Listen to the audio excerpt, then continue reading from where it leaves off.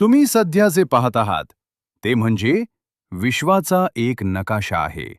हा अद्भुत नकाशा डार्क एनर्जी स्पेक्ट्रोस्कोपिक इन्स्ट्रुमेंट म्हणजेच डेसी यांच्या मदतीनं तयार करण्यात आला आहे.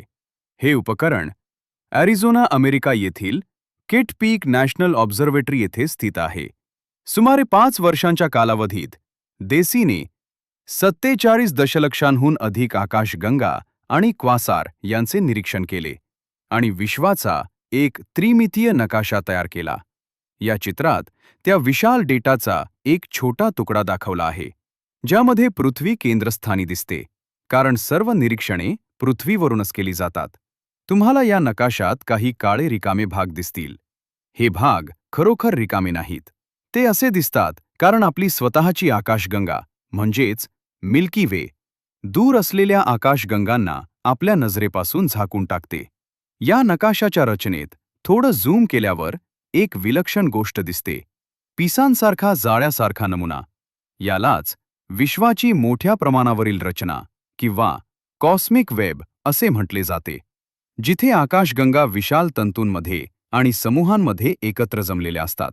या नकाशात दाखवलेल्या सर्वात दूरच्या काही आकाशगंगांचा प्रकाश पृथ्वीपर्यंत पोहोचण्यासाठी सुमारे 11 अब्ज वर्षे प्रवास करून आला आहे. म्हणजेच आपण त्या पाहताना प्रत्यक्षात अब्जावधी वर्षांपूर्वीचे विश्व पाहत आहोत. विश्वाच्या इतिहासात आकाशगंगा 2 प्रमुख शक्तींमुळे एकत्र येतात: गुरुत्वाकर्षण, जे पदार्थाला एकत्र खेचते, आणि डार्क एनर्जी, जी अवकाशाला बाहेरच्या दिशेने विस्तारायला भाग पाडते. हीच डार्क एनर्जी विश्वाचा वेगाने वाढणारा विस्तार घडवून आणत असल्याचे मानले जाते. अल्बर्ट आइन्स्टाईन यांच्या मते डार्क एनर्जी ही कॉस्मोलॉजिकल कॉन्स्टंट सारखी वागते, म्हणजे ती काळानुसार सतत एकसारखीच राहिली पाहिजे.